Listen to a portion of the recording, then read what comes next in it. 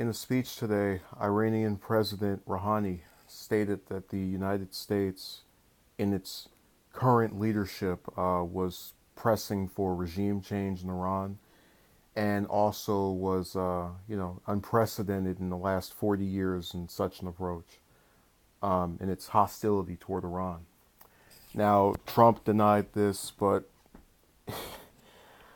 it's not hard to figure out why the Iranian president would say that, especially when you have a national security advisor, referring to Bolton, who went on television stating his interest in seeing regime change, or rather stated the willingness to exercise that policy. And if I remember correctly, tried to blow up the deal with North Korea. So just all around, warmongering neocon, and that's something that Trump himself is not, but he's surrounded himself with people that are pushing for this.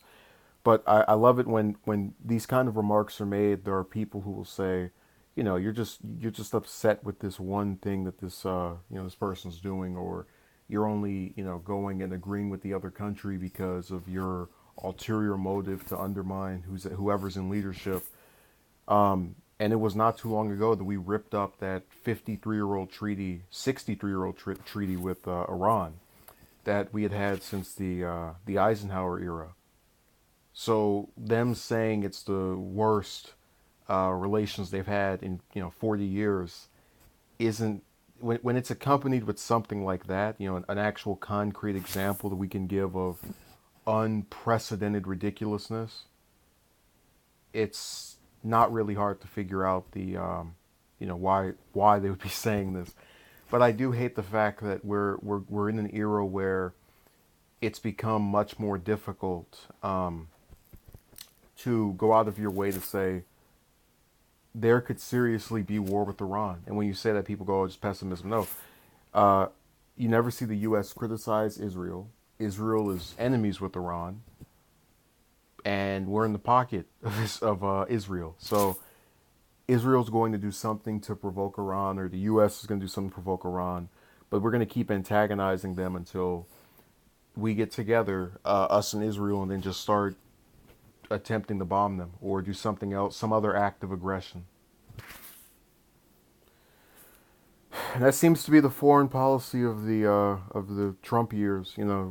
Instead of trying to talk out things with our adversaries or people that we kind of have a whatever relationship with, we just antagonize, and then get surprised when something comes back on us.